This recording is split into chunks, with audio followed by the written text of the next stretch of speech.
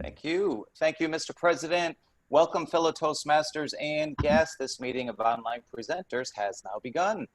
Guests, please note that in order to be a member of our club, you must be a current or former active member of Toastmasters International and have completed at least 6 speeches from either the traditional or Pathways programs, or you must have substantial relevant presentation experience that you demonstrate in a 3 to 5 minute speech delivered during one of our club meetings.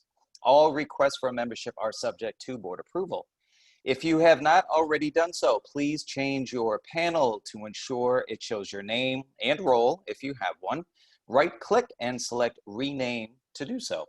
We have members and oftentimes guests from many countries throughout the world. Thus, as a professional organization, we ask that you please be aware of language or word usage that might be considered insensitive or otherwise, offensive or otherwise insensitive due to cultural differences. Please note that we are recording the meeting. Your video and audio contributions may be used for our club marketing purposes. Please remember to mute your microphone when you are not speaking. Today's theme is The Survey Says. Please welcome back our club president for a few brief remarks, distinguished Toastmaster Nick Lacani. Thank you very much, Lou. Thank you for that. Welcome to everybody, all members and guests. Really happy to have you here with us. It's our second meeting in August, and I'm really looking forward to this. In terms of what is on the horizon for us, just a couple of brief points. We have a business meeting on the 31st, which I'll announce again at the end. And also, we're here to have fun. So make sure you do that today. Just knock yourself out, and I'm sure you will do with our wonderful Toastmaster of the Day, the one, the only, Elaine Nieberding.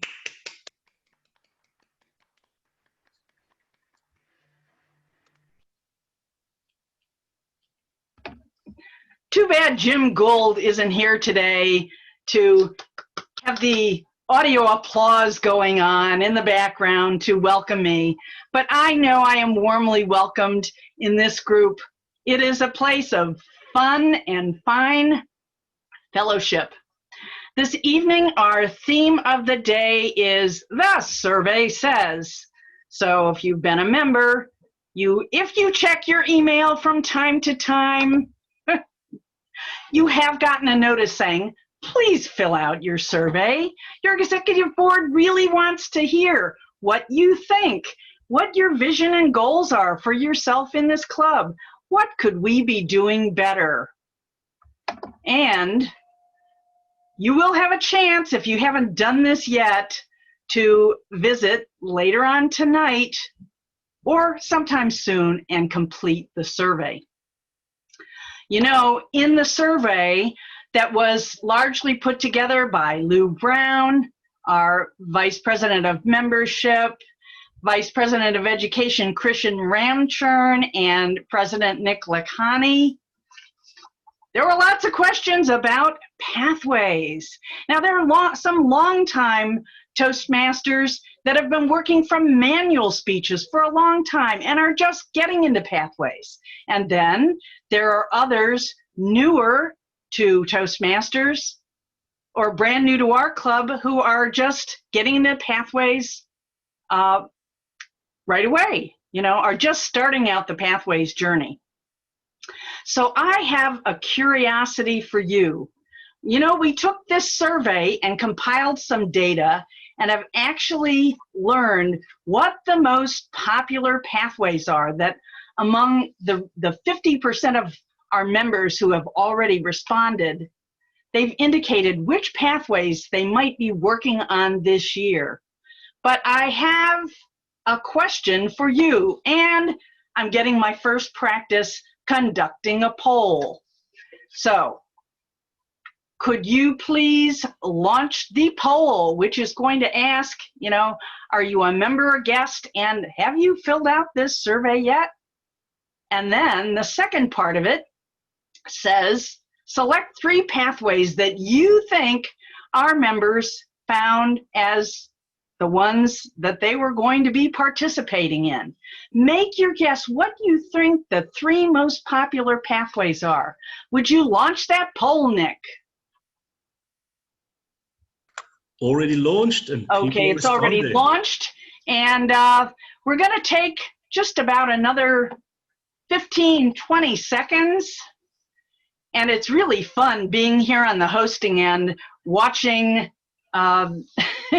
watching the results come in. So we have a little bit more time left. We've got 20 people vote out of 25. 20 out of 25, so get those votes in. And before I show you the poll results, I'm going from this poll, I'm gonna give you some hints about what the survey says.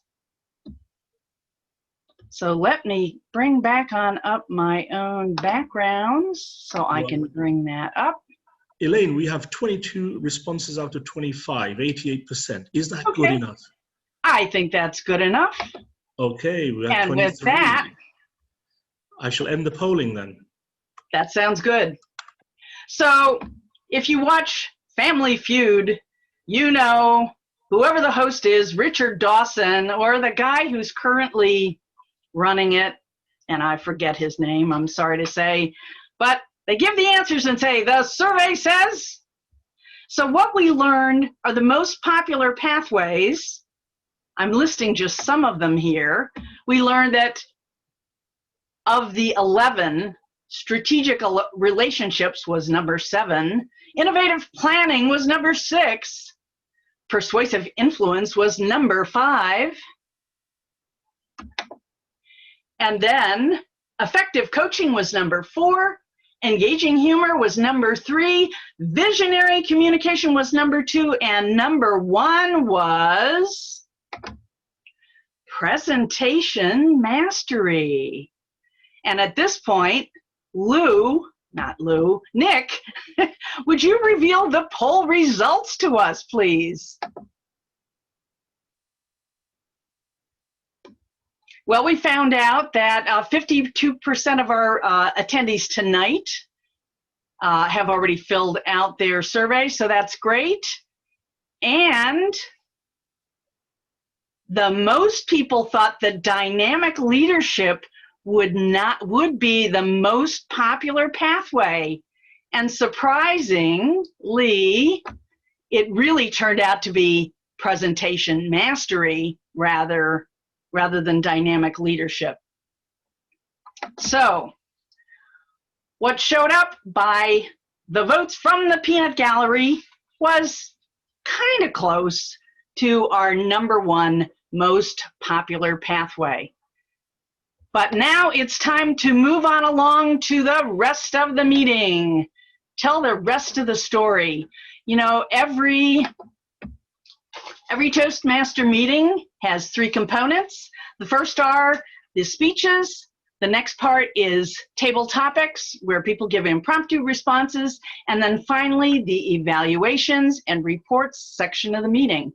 But before we get on with our speeches, I would like to introduce our role holders for our functionary roles. Tricia Smith, our counter, tell us what you'll be doing. Hi, everybody. I didn't get to introduce myself either, so I'll do that really quick. I'm from Northern Illinois, and I've been a member of Online Presenters since November. Missed you guys the last couple of weeks, but I'm back. Thank you. I'm going to be the odd counter tonight. That means I'm going to pay attention to how you make transitions and the filler words that we don't want to really hear. So just kind of watch how you verbalize, and hopefully I won't be that example for you. So have a good evening, everybody, with this meeting. We're looking forward to it. Back to you, Elaine.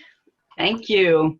I'd like our timer, Antoinette, to tell us how she'll be timing speakers, table topics, respondents, evaluators, and the like. Okay, good evening once more. I'm your timer for today, and I will be keeping you on track on how you utilize the time.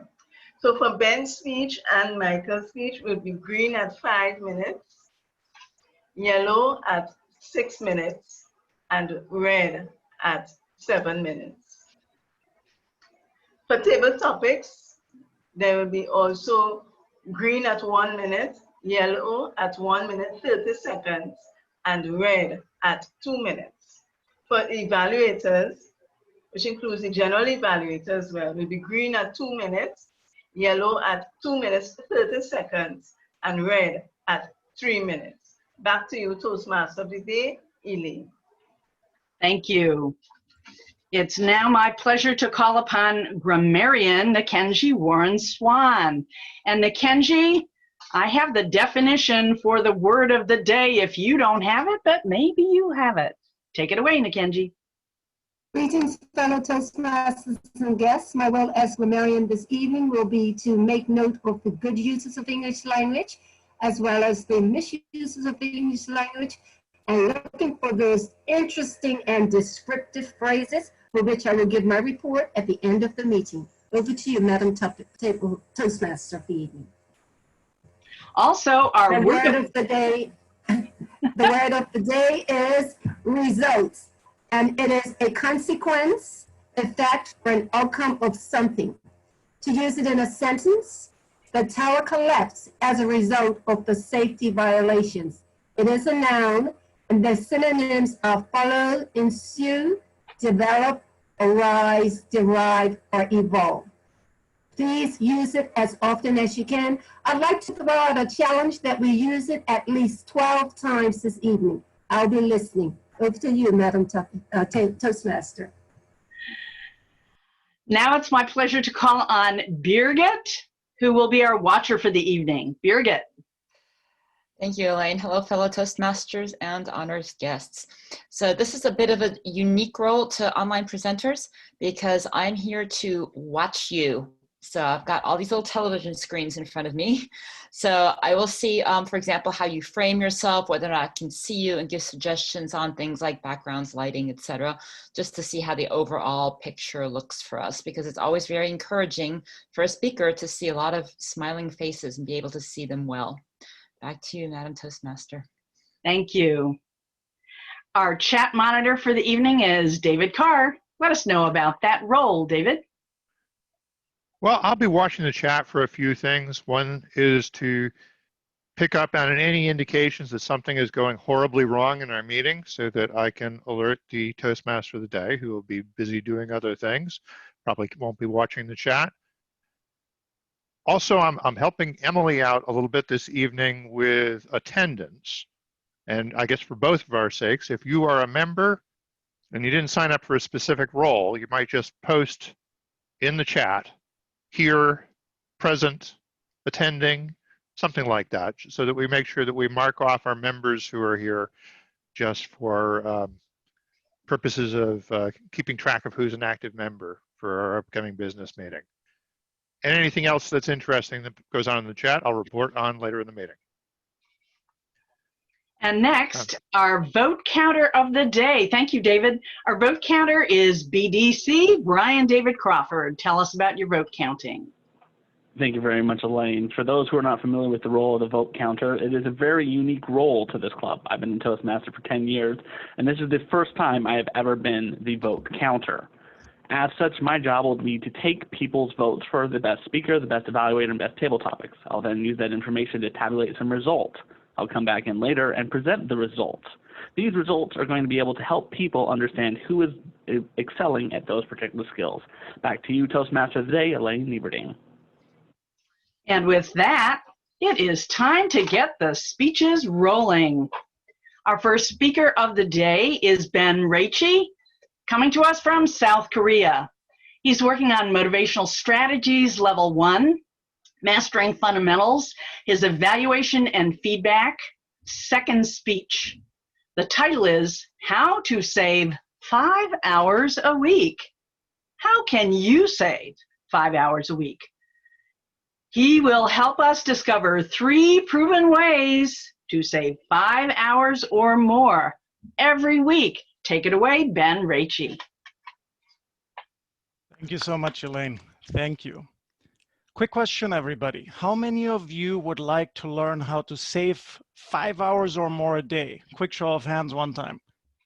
Quick show of hands. Yeah, I see a couple of hands. Very good, very good. Yeah, so today I'm going to share with you, yeah, 3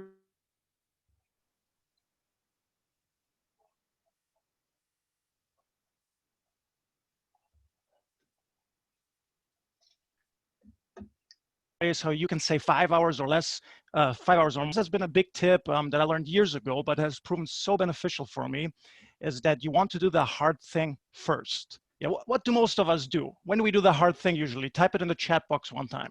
When do you usually do the hardest thing? Throughout your day or throughout your week? When do you do it?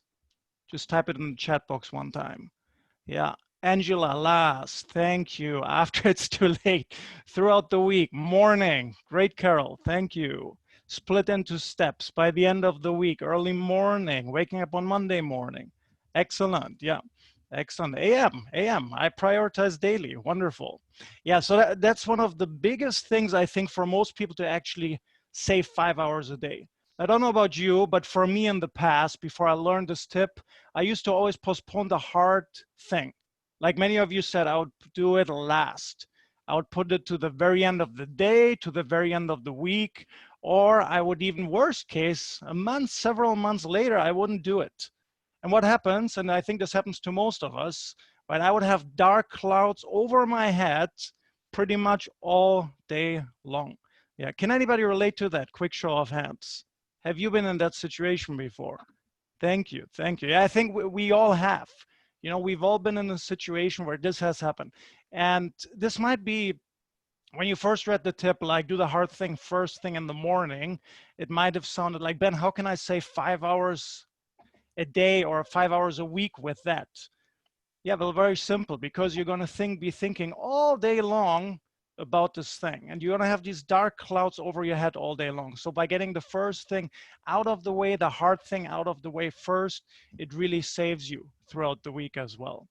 Yeah, so keep going, do the hard thing first if you don't already do it. Number 2, try to minimize interruptions. This, I think, is such a huge time waster throughout the week. The Washington Post, they created an article, or they wrote an article, in which they stated that work interruption can cost you 6 hours a day. Now think about this for a second, how ridiculous this number is. Who would say that on average you probably work around 8 hours a day? Quick show of hands. Around 8 hours. Some maybe less than 8 hours? Quick show of hands. Thank you. Thank you. More than 8 hours? Okay, some, all right. So think about it. Let's say you have 8 hours a day and 6 hours are lost through interruptions. It's just a crazy number. Yeah, so write quickly in the chat box one time for me, please. What type of interruptions do you usually experience? What are kind of the biggest? Email, phone, thank you, Anderson. Social media, phone, email, sales, chat, great. Yes, thank you. Phone, coffee break, social media, exactly, very good. Food, food, yeah, immediate needs, phone calls, very good. Yeah, so here are just a couple of the biggest, and of course there are more, right? Your emails, phone calls, unexpected ones, unexpected meetings, social media, and so forth, exactly like you said. And I think one of the worst things that a lot of people do, they have this open door policy. You know, their door is always open for people to walk in. Their phone is always ready to be answered. Yeah, social media, they get a notification, they check it immediately. So this is a big thing that you want to stop doing. The open door policy is a nice idea for showing that you're open, but it's terrible for your time. It's terrible for your productivity. Yeah, always being available 24/7 is just not the way to go. So stop doing that if you do it. And just, yeah, stop the time vampires. And what's a time vampire? They try to suck away your time. True. Now, don't get me wrong. I'm not against relationship building. Of course, I'm all for it, right? But we still have to manage our time. We have to be productive as good as we can. So we have to set certain boundaries. So make sure you stop these time vampires who try to suck your time away. Final tip number 3, delegate. Now, I don't know about you, but growing up, my mother would always tell me, if you want it done right, you please fill in the blank one, then type in the chat box, please. If you want it done right, who gets it first? Checking the chat.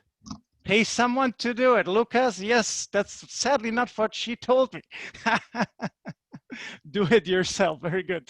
Thank you, Andy. Thank you.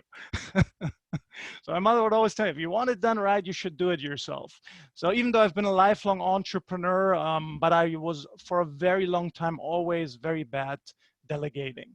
Yeah, but this is the ultimate way to save 5 hours a week easily.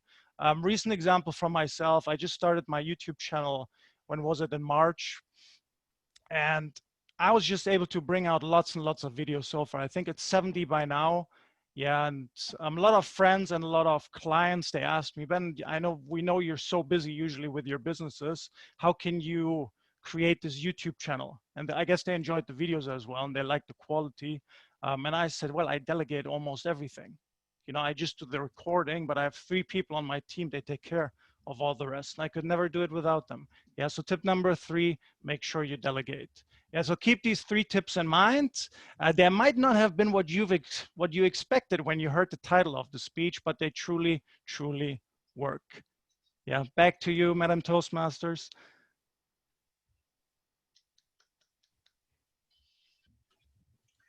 Ben, yes, I see that you have completed your screen share, and I love watching your YouTube videos. We have a lot to learn.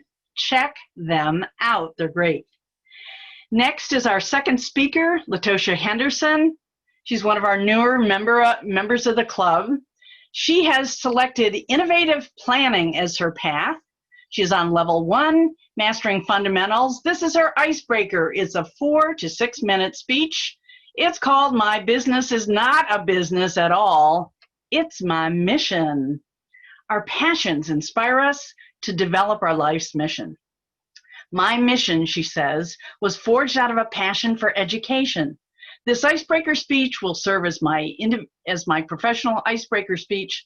So please feel free to provide as much feedback as possible. With that, I'm handing it over to you, Latosha Henderson.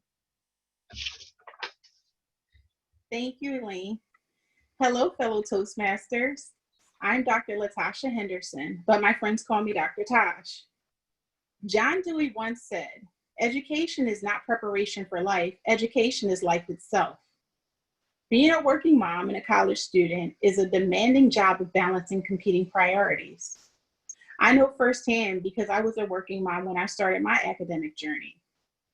You see, back in 2004, I became a mother. And it was an exciting time in my life, but it was also very scary. I had this new life that I was in charge of, and I wanted to make sure I did everything right. It was then that I realized that life was bigger than me. My new baby served as motivation to me, and it was the motivation that I needed to improve my life. So I began the process of applying for promotions at work, only to be denied multiple times for opportunities because I lacked a college education. It was then that I learned the value of a college degree. Like Aristotle said, education is an ornament in prosperity and a refuge in adversity. So in 2005, when my daughter turned 1, I decided to enroll in a bachelor's degree program to earn the degree that I needed to get ahead in my career. And now, 15 years later, I'm a doctor who has decided to dedicate my life to coaching other working moms. And I coach them by sharing the tips that help me get through my academic journey.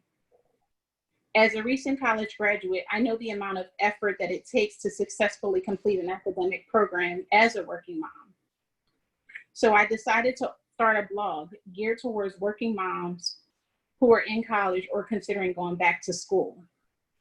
The Educated Mama blog is a large part of my business, and my business is not a business at all, it's actually my mission.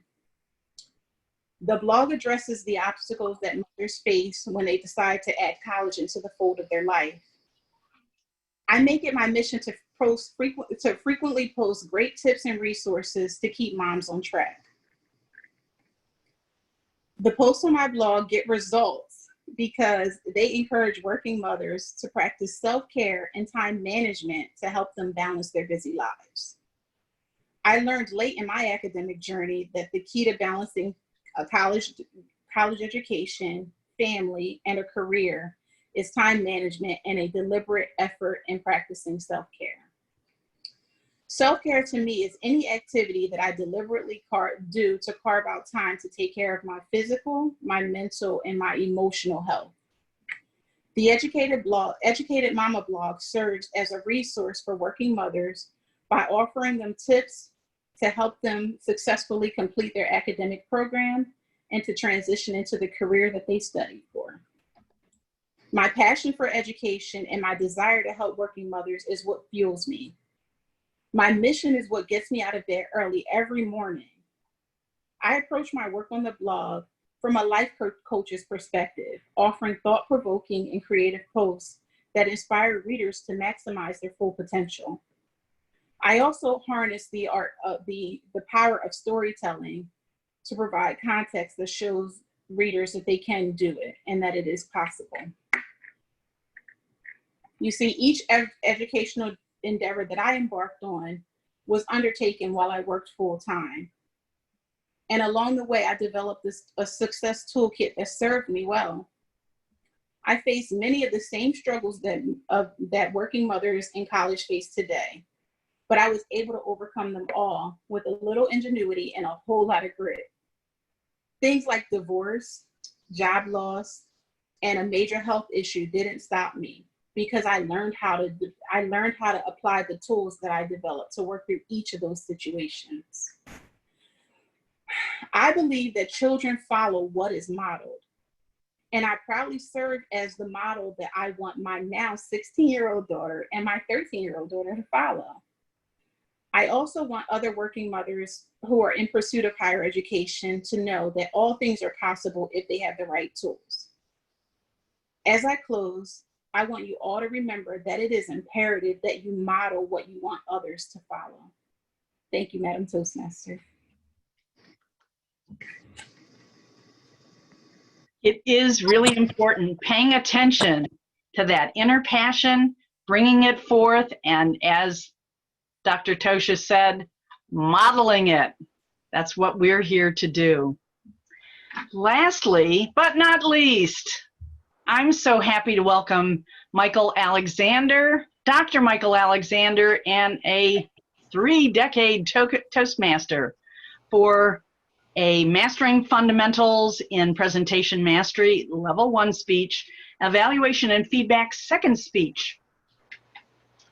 He says his grandfather was a civil rights lawyer in Selma, Alabama in the 1930s. The fight against racial injustice is bred into his family. As a Jew, he's personally experienced and fought against anti-Semitism. And as the husband of a Taiwanese native, he has an unfortunate firsthand knowledge of anti-Asian sentiment. Today, the world is in flames over racial prejudice and discrimination, but Michael's experience is that we don't understand what we're fighting, and if we don't, we can never win the war against it. Ladies and gentlemen, tonight we'll hear Dr. Michael Alexander give a selection from his signature speech, Racism Isn't Bad, but It Isn't What You Think It Is. Dr. Michael, take it away. Properly speaking, that would mean racism is bad, not isn't bad. You misquoted me, and I don't want to be off on the wrong foot, people. It's bad. Thank you, Michael. My neighbor across the street is from Taiwan. And when she recently returned from a visit there, she talked about the people she'd met and encountered. And she said to me, I don't like Chinese people. And she said, I guess that makes me racist. And I responded to her, no, ma'am. You're the same race. It doesn't make you a racist. It makes you someone with a strong cultural preference. Now, these preferences or this racism is not just American, although that's where most of my examples tonight come. There are prejudice against Aborigines in Australia. There are prejudice against Islamics and Jews around the world. There are presidents between the Serbs and the Croatians. And in Finland, where they all look alike to us, the Lapps are unpopular. Now, I want to start off with being honest with you people. I'm a Jew, and that means I have a different attitude towards personal responsibility, towards forgiveness, towards money and education than the average Christian. And I'm okay with that. But I don't want you to look at me and say, he's a Jew, there's no difference. Because there is. And that should be okay. And the difference between accepting that there are differences and denying them is essential to understanding racial and other relations. Now, I have been to the south side of Chicago. Now, for those of you who aren't familiar with it, whites don't go to the south side of Chicago. It's a black ghetto. And if I show up there, people looked at me and said, he doesn't belong here. What's he doing here? And that scared them because we're scared of the unknown. That's a reasonable generalization. On the other hand, in my gated community in Fontana, California, I run across black people all the time on my morning walks. And they look at me, and I'm a fellow working class homeowner. And I'm perfectly part of their life and their culture. A lot of the black-white differences are xenophobia. They're things we don't know and we're afraid of. We don't understand who Jews are, and we're afraid of them, or Islamics. And that xenophobia is a problem which we need to learn to get past, to accept that they are different. Yes, they are different, but that's okay. Now,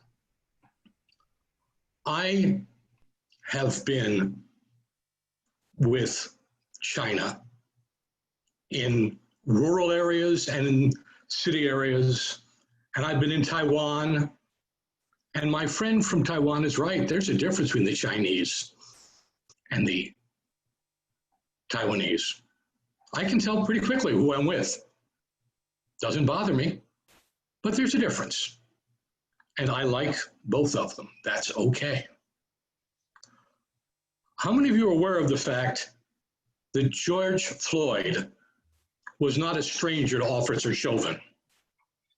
This was the big flame that drove America's Black Lives Movement into the forefront and danger. In fact, they knew each other very, very well.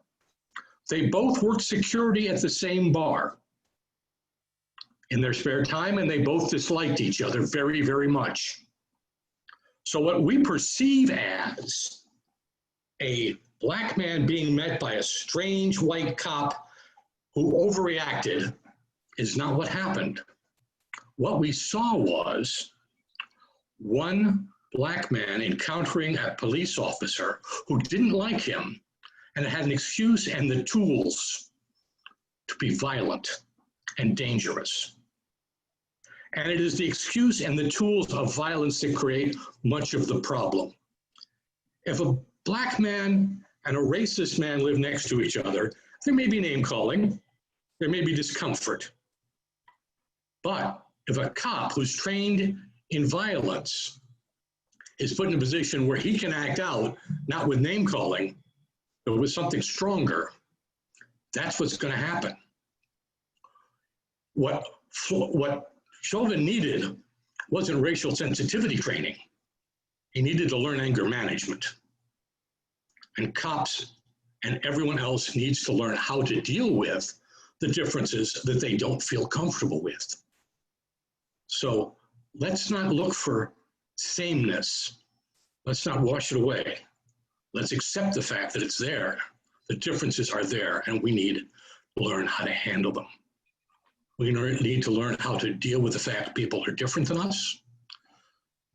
My goddaughter's ex-fiance, and I thank heaven he's an ex-fiance, was an elitist, a snob, a jerk, and chauvinistic to the point of misogyny.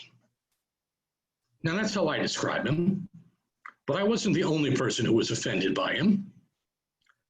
The difference is I use those kinds of nice, polite descriptions. But when you're mad at somebody, and I assure you people got mad at him, you don't use polite descriptions. Your question is, how can I hurt them? Now, he can deny being an elitist or a misogynist, but he can't deny the shape of his eyes or the different texture of his skin. And so when we are mad at people, we use that to hurt them. And that's part of the problem. The other key part of the problem is we see what we're looking for. Out in California, the rumor is that Asians don't know how to drive. And you know what? Every time there's a traffic accident out here and there's an Asian involved, we say, see, there's the proof. And every time there's a traffic accident out there and an Asian isn't involved, we don't notice. Perhaps we learn not so much what we need to know, but we need to learn how to notice what disproves what we believe, not what proves it. So let's learn to deal with differences and accept them. Let's learn to deal with our anger, and let's learn to look at things differently. Ladies and gentlemen, I thank you very much. Madam Toastmaster. You've given us a lot to reflect on, Michael. Thank you very much. At this time, I'd like to call on our timer, Antoinette. Did all of our speakers qualify to receive votes for Best Speaker? Yes, Toastmaster of the day, Elaine, everyone qualified. Ben at 6 minutes, 18 seconds. Dr. Tasha at 4 minutes, 38 seconds because she has a 6-minute speed. As well as Dr. Michael, it was 7 minutes, 10 seconds. Okay, please send your votes for either Ben, Dr. Tosha, or Michael to BDC, Vote Counter BDC. Thank you. And now it's time for Table Topics, led grandly, I am sure hoping, by Carol Prahinsky. Take it away, Carol. Ooh, yeah. Survey says. So today's table topics will be all about research results. And to lead this, I will ask the person to select a number between 1 and 4, and that will give you an indication of which topic you get. I am selecting only members for the table topics. If you choose not to participate, just let me know and we'll move on to the next person on the list. And I am specifically also selecting people that don't have a speaking role tonight. We have a number of them. I'm going to go ahead and start with, you won't believe this, but Nick Lahani came up on the random number generator. Nick, would you like to participate in tonight's table topics? Okay. Pick a number between 1 and 4. 3, please. 3, you get infant mortality. Let me give you some research results on infant mortality. Infant mortality is a measure of the death of a baby between the ages of birth and 1 year old, the first birthday.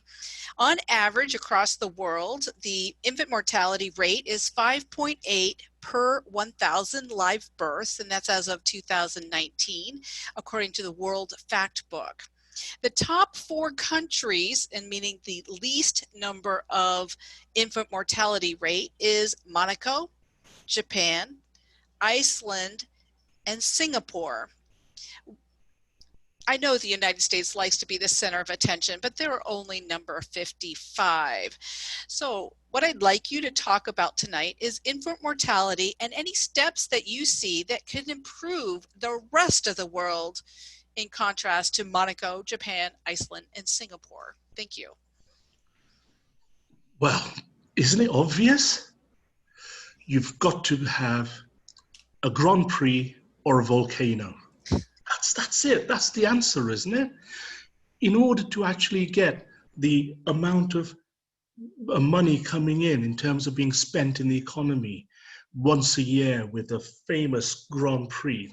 Now, I know that in the US, you have the IndyCar racing. That's good. I mean, imagine IndyCar, but multiply that by about 25. Grand Prix racing throughout the world is amazing. And what it's going to do is we're going to be able to actually go to every city or every country and actually carry out an ad campaign, social media, the whole works, in order to get better practices for looking after our children, but also not just the infants, but also the mothers before pregnancy and during pregnancy as well. And we can actually have these on the cars as they go by. Isn't it amazing? Isn't it fantastic that we can actually make this technology happen, and we can actually go and grow this Grand Prix all over the world? Now, if you don't have a Grand Prix, you don't have the ability to have a Grand Prix, then what you can do is you can actually have volcanoes, just like Iceland.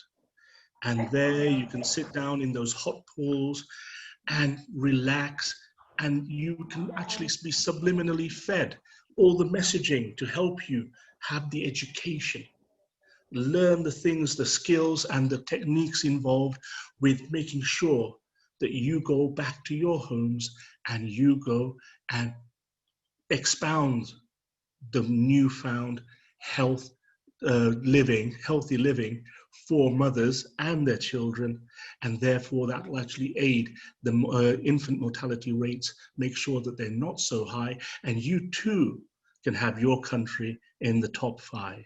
Back to you, Madam Topic Master. Well, thank you, Mr. President.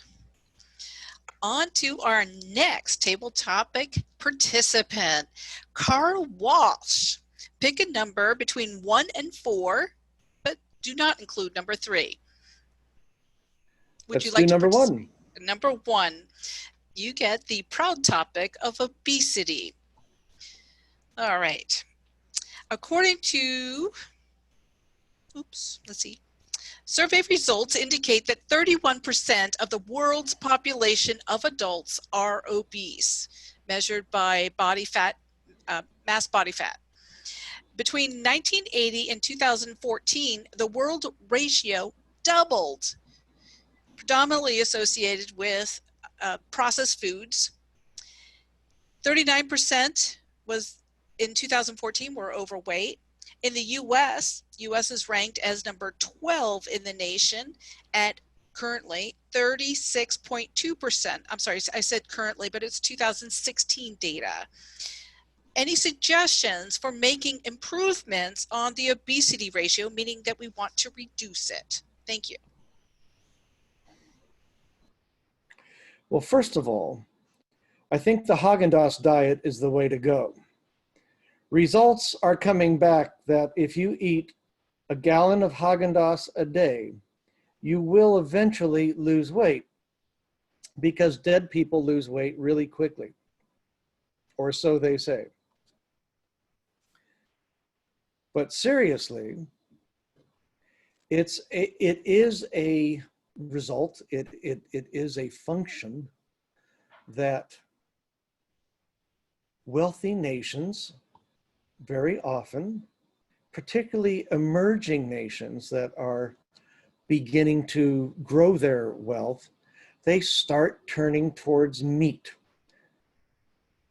I like meat, but it appears to be having an effect around the world that is causing obesity. And as I say, we see it most in emerging nations. With America, I think it comes down to, yes, processed foods. It comes down to the 2-worker family. It comes down to a lot of ways that we probably don't live correctly.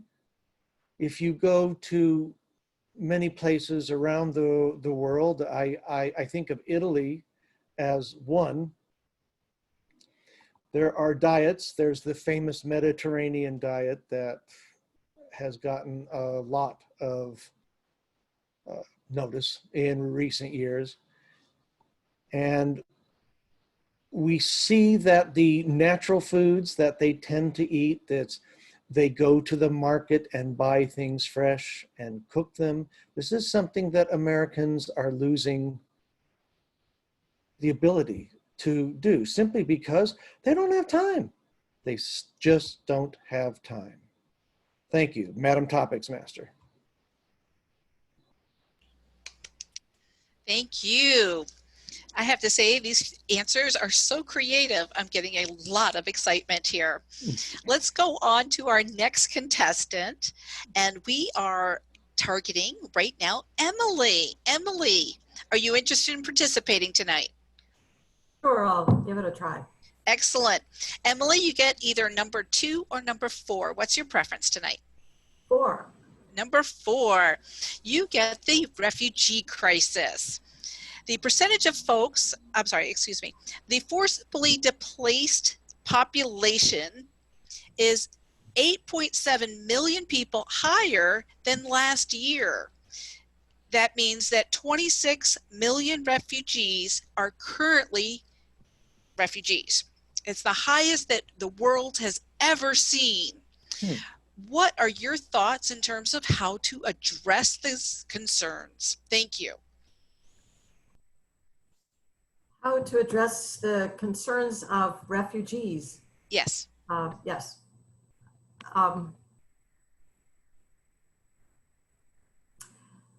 Well, I read science fiction, and I take my inspiration from science fiction, I'm afraid, sometimes. We have climate refugees, we have refugees of violence in the world, we have refugees of, well, the climate refugees are ones where there, for example, there isn't enough water and people are leaving because they cannot grow their crops. We're going to have to welcome refugees as we would wish to be welcomed ourselves, and going to some of the science fiction solutions as Florida and so many of our online presenter friends find seas rising. It has been suggested that we just build the buildings taller and put connectors between them so that we're not walking on pavement, we're walking on connectors between the buildings. And we can pack more people into cities, even ones that are themselves under problems of climate change. So that's one solution. Another is to work in agriculture, and the Michigan MSU, where you work, Carol, is working in agriculture, and one of the things they're trying to do is find drought-resistant plants. So those are two things that we can do to try to help the refugee crisis. And I'm sure there are many more, and thank you for that interesting question. Back to you, Carol. Thank you, Emily. Woohoo! I was expecting some additional science fiction going on here. Didn't quite get that. It was very staid, actually. Do I have time for one more? Excellent, thank you. Our last contestant will be Tiana. Hello. Hi, am I saying your name correctly? Yeah, Tiana. Tiana. All right, Tiana, you get question number 2 by process of elimination. This question is all about smoking. All right. Smoking, according to the results, 16% of the world's population is smoking. More men smoke than women. More people who did not graduate from high school smoke compared to people who graduated from college or university. And more people smoke who have an income less than $25,000 in comparison to people that earned greater than $50,000 US. Talk to us about smoking and share with us what are your thoughts in regards to the future of smoking. Thank you, Tatiana. Ooh, I did that wrong. Tatiana. Oh dear. We'll just have to say keep going. Thanks for your question. As a non-smoker, I would say the results, they show interesting information about people who smoke, right? it looks like they need some relax, some time, some peace. This is what I think. And when I see the results about lower income, what I can share with you is that I guess that maybe I should suggest them to change. Instead of smoking, just take some deep breaths once in a while. And what I listen and what I've heard about smoking is that it's not about the feeling, about the chemicals that make people feel better. It just make they addicted. But taking a breath, stopping for a moment, getting some break during the day is what really make them addicted to that feeling. So what I would suggest is that everyone, smokers or non-smokers, should try to take some more breaks during the day. And then deep breaths, not smoking, feeling better and calming down the nervous system. I would say that it might be a better option. But even though when we think about the future of smoking, I see that here, at least here in Canada, marijuana is growing a lot, the number of smokers. And I don't know what's going on and what's going to happen with the users, but I would suggest everyone to try first, go to the deep breaths and calm down the nervous system. Then who knows, you can keep on without having to being addicted, right? Thanks for your question. All right, we had 4 speakers, wonderful topics, all because I selected them, of course. I want to double check with our timer. Were they all within time? Antoinette? Yes. Okay. Nick and Carl Walsh, they were 2 minutes, 5 seconds. Also, Tyner was 2 minutes, 5 seconds. And Dr. Emily was 1 minute, 49 seconds. Okay, all 4 are within time. Therefore, please select your favorite speaker and communicate it to our vote counter, Brian David Walsh.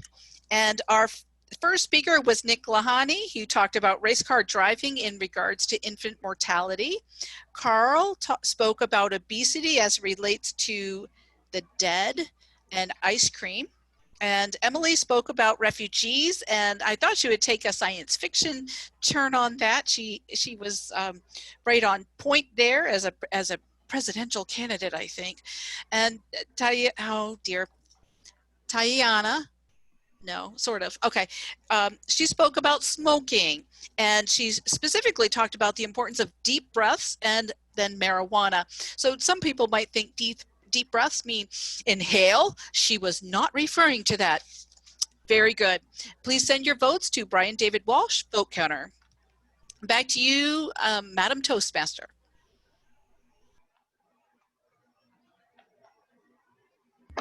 Thank you so much, Carol Perhinsky. That was enlightening, as always. Now it's my pleasure to call on our late called upon and my lifesaver this evening, Carl Walsh, who'll be serving as our general evaluator. Take it away, Carl. I'm so glad that you didn't refer to me as the late Carl Walsh, particularly after my table topics response there. Our first evaluator this evening will be Anna, who will be evaluating Ben. Anna? Thank you so much, Carl. Good evening, fellow Toastmasters and most welcome guests. I have the pleasure of evaluating Ben's speech on how to save 5 hours a week. Now, I don't know about you guys, but he was highly effective in terms of delivering and engaging us all with the subject matter. He really did an excellent job in garnering and eliciting from the audience our point of views and incorporated that as part of what he was delivering to us in the 3 main strategies that he was sharing with us to hopefully get us to also have these results as part of reframing the way in which we look and approach our daily life to gain 5 additional hours. I want to highlight the fact that I was really impressed by the fact that Ben had a very clean, kind of clean-cut background that was gray. And then the color contrast of the deep sort of orange that he was wearing on his shirt came through very nicely for me on my screen. In addition to that, the effective usage of his language in terms of being very clear, having great enunciation and as part of the delivery really made it a pleasure just to keep following the cadence of the speech. I must say though, that at some point, and maybe it was just my internet connection, but at the beginning, I lost a little bit of what Ben was saying, and then it kind of sped up, and I think I missed a little bit of what he was saying at the beginning. So that may be just something on my part, but it took a little bit away from me in terms of getting the full picture of what Ben was sharing with us all. In addition to the great cadence that he had throughout the speech, he also had a lot of nice gestures and had really great smiling. I really liked that a lot. He just smiled throughout, and it made me smile when I saw him smiling. And I appreciated that as part of his preparation in delivering the speech. In terms of gesturing as well, he elicited us to all sort of engage when he would ask us specific questions as to whether or not we did things that were super important at what point of the day, and he would sort of elicit that from us. And I thought that was a very effective use of making sure and checking in with the audience, what they thought, and sort of carrying that through. I would just be careful that in the event people don't respond, make sure you have a game plan as to what you're gonna do or what you're gonna say to keep it going, keep the momentum going. But I thought that was excellent, and how you also use the chat box to also elicit our feedback to give continuity to what you were trying to deliver to us. So I would just say my major takeaway, because I thought everything was excellently executed and I could tell you had really prepared, is just think about what's going to be your plan B in the event that the audience is not fully engaged or very responsive. Mr. General Evaluator. Thank you. Patricia, are you on and able to give your evaluation? Patricia had a little bit of a problem. Mr. General, yes, I had. And Mr. General Evaluator, I apologize. And I apologize to Tosha as well. My internet went completely during Ben's speech, and I only came on after all the speeches were back. So unfortunately, I'm not going to be able to evaluate Tosha's speech. Could you make one up for us? Well, I did send a quick email as best I could, given that everything in the house just disappeared. All electric, all power just died at home in the house. Well, could I make not one your up? fault. I have no doubt that she did a great speech. Okay. All right. Well, so what we'll do is I'm going to move on to our third evaluator, Andrew. If anybody would like to put a quick evaluation together, please let me know in chat and I will call on you. Our next evaluator will be Andrew Byrne, and Andrew will be evaluating Michael Alexander. Andrew, take it away. Thank you very much, Carl, and thank you very much to Michael. I will share with you my results of the evaluation of Michael's speech. Michael did his second speech in Presentation Mastery. His title, Racism is Bad, but It's Not What You Think, was a challenging and provocative title. I'm going to share with you what I saw and observed, what I heard, and how it made me feel. This speech was a difficult one from reading the introduction for me. It was hard because I spent some time working in Alabama, Mobile, going over the Edmund Pettus Bridge, and seeing the museum at the base of the bridge, and doing that on a daily basis for a period of time. It also affected me from his introduction because, as Michael, I too am a Jew, and had gone to Yad Vashem, which is the Holocaust Museum of what had happened during World War II. So there are a lot of different things that I had all sorts of images, and I wasn't sure where Michael was going with his speech. But let me share with you some of the things that I heard, felt, and saw or observed Michael doing. Michael took this very difficult topic, looked right into the camera, and delivered it almost like a news person. He didn't have much emotional gestures to his face, which was sort of difficult considering the volatility of the topic. He did have good vocal dynamics, vocal range, good use of words such as xenophobia, and when he came to the organization, he wrapped up in the end by sharing with us that you need to accept the differences of others and to look at things differently, and about anger management, and to recognize bias. So content and information was good, and the words that he used were well. He did picture words, and I'd like to share a few challenges. The first challenge was the title and the information didn't really link up very well. You started talking about the discrimination and anti-Semitism, you talked about racism, but as you follow that through into your stories, it didn't really follow all the way through.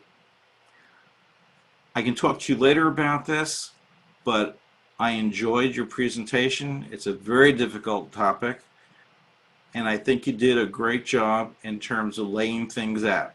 A lot of different ways of approaching it. Thank you very much, Madam Chair. Thank you, Andrew. Our next evaluator, and yes, we do have a number 3 now, and that's going to be Chani. Chani's going to introduce, is going to evaluate Tosha. Thank you, Mr. General Evaluator, and thank you, Dr. Tasha, for giving your icebreaker speech.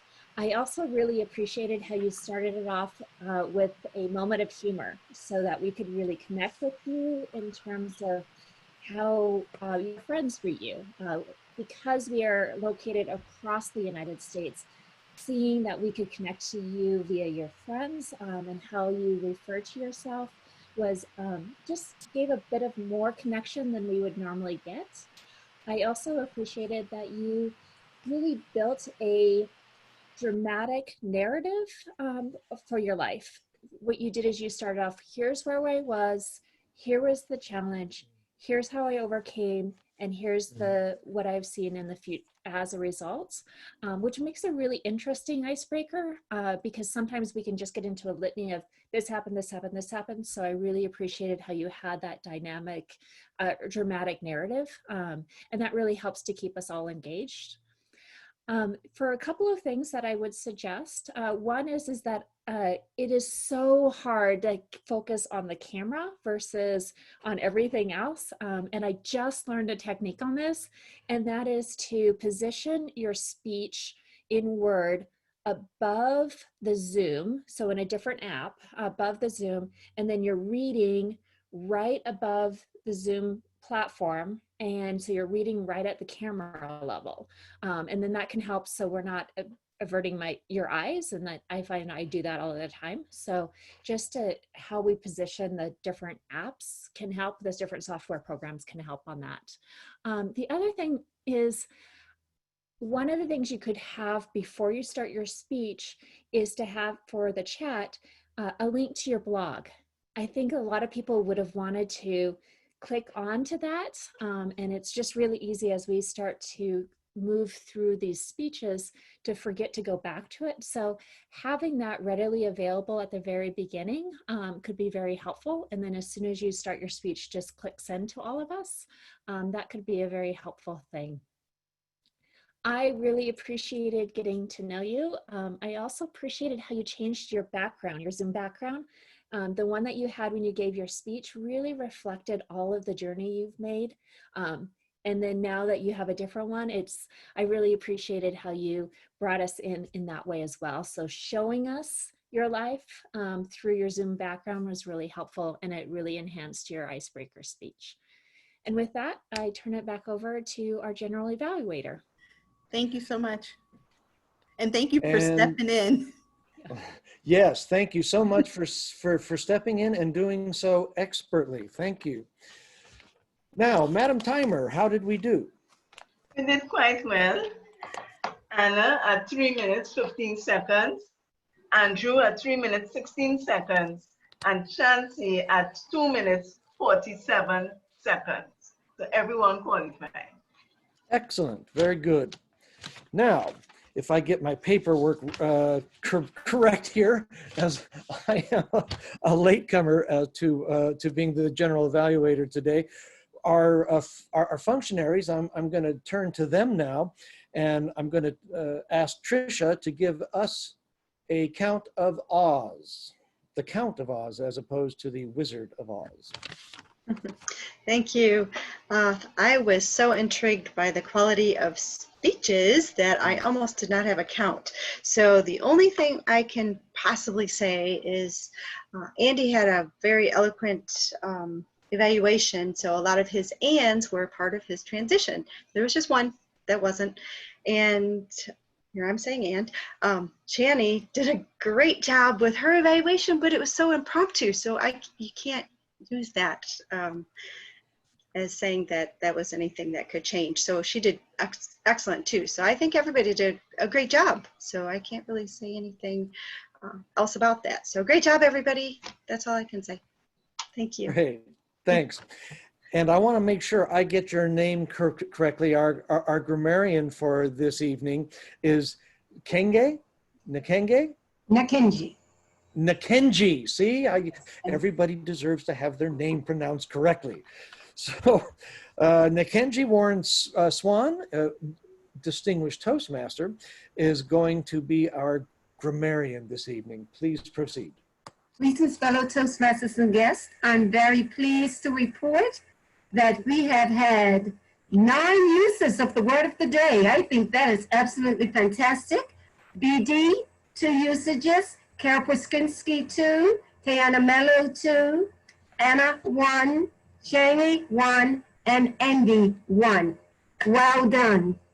In terms of the language, we had very rich language this evening, particularly when we just described in brief, but you know exactly what we're talking about: misogyny, chauvinist, snob, xenophobia. Those words very rich, and they clearly and vividly paint pictures for you. I also like when Nick talked about subliminal fed education. That is so true. So many things can come to us in that manner, and we're not always aware. I love the particular one when someone said dead people lose weight quickly. My thought was, oh my, they've just disappeared over time because too much ice cream makes other things happen with the body. I love when we mentioned the problems of that anarchy. I also like take deep breaths. That is such a powerful message. Take the time to take deep breaths. But there were so many great uses of language tonight. However, I do want to point out that enunciation is critical. We can't use ta when we mean to. We can't use the with the vowel. That's a little problem. It is not the effectiveness, it's the effectiveness. So those are just a few areas that I'd like for us to pay particular attention to. And I just want to commend everyone on the use of the language this evening. It was great. It was enriching. The use of quotes, talking about education is it within itself. Well done to all speakers and role players. Over to you, GE. Thank you.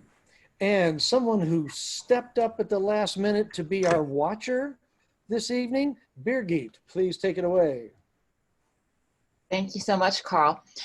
I would say overall it looked really good. I would say most of us are very good about being very centered when it comes to putting ourselves into the frame. I would say check yourself once in a while, because it's a little bit distracting when you see somebody just from the chin up.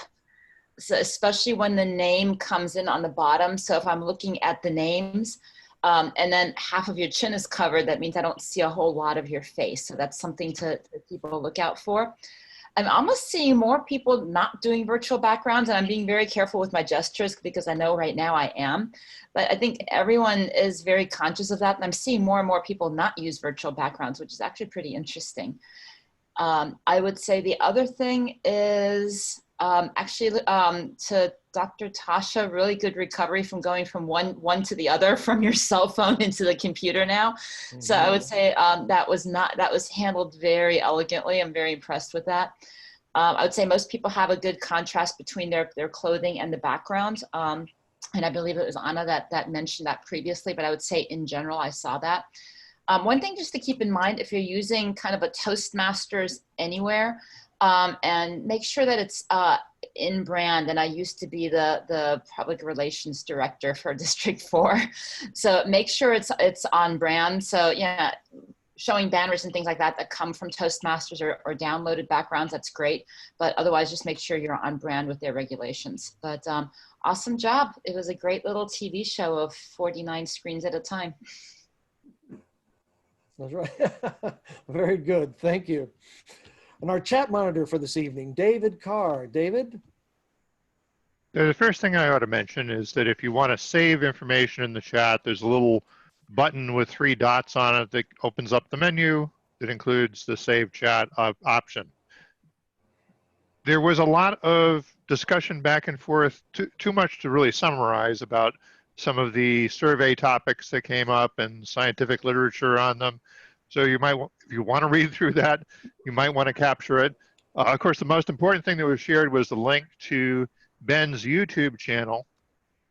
He did also acknowledge that his internet connection appears to have failed him for just a second at the beginning of his speech. So I guess he was aware that something was going screwy, but you know, it really didn't take away from the substance of his speech, which was very good. And I have to mention that I shared the link to New York 2040 by Kim Stanley Robinson, which Emily and I were chatting about. And there is also a link to our survey just posted by our president. So if you haven't had a chance to take the survey yet and you're a member, please do that. All right. Thank you, Mr. David. General Evaluator. Thank you.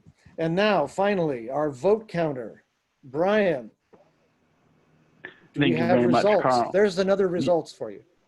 There we have, yes, we have lots and lots of results. I think the most interesting thing about these results is that only 9 people voted for evaluator, whereas we had 16 and 17 people voting for speaker and or table topic. So I want to apologize for those who did not get their votes in.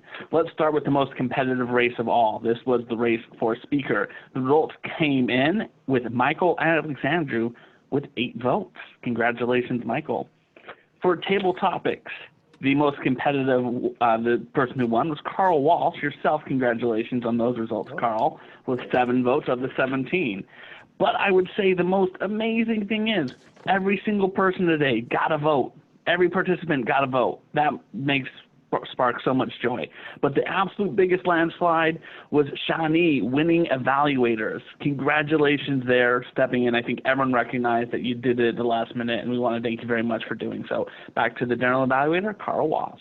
Thank you so much. And in the interest of time, I'm just going to say great meeting as always. This is a great club, and I'm going to turn it now back to our president and presiding officer. Take it away. Thank you very much, Carl. Thank you to Elaine for Toastmaster of the Day. Thank you for Carl for stepping in. You can tell it's an advanced club because we had somebody stepping in as general evaluator.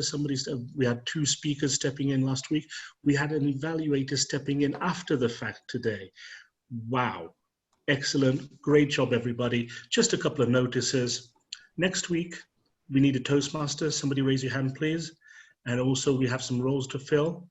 If you are new to the club and if you want a speaking role, please contact our VPE because there is a slot for you for next week to speak. All right, so somebody new to the club, please contact Christian. We have a business meeting on August the 31st. I've written to everybody again tonight. Please be there and please make sure you vote. Do you have any other notices from club officers? No. Well, at 2:01 my time. This is Carol. Hi, Carol. Hi, I just want to remind everybody to register for the convention. If you have not done so, it is free this year. We have, within 24 hours, we had 13,000 people register. So make sure you register. We're expecting about 2/3 to actually attend. It's going to be absolutely fun. It happens to be the last week of August. So be sure to register and you can see all of the great aspects of the normal convention online for free this year. You don't even have to leave your home. Thank you. Thank you very much, Carol. I hope it's not like the Hotel California. You can check out anytime you want, but you can never leave, right? No, it's not quite like that. I'm really looking forward to it, by the way. And yes, you should make time and go, honestly. That's it. We're going to close the meeting. Thank you very much all for coming, members and guests. See you all next week. If anybody has any questions, please contact us. And I believe Emily is going to be hosting a little after party for a little while. So if you want to hang around and chat, thank you very much and good night.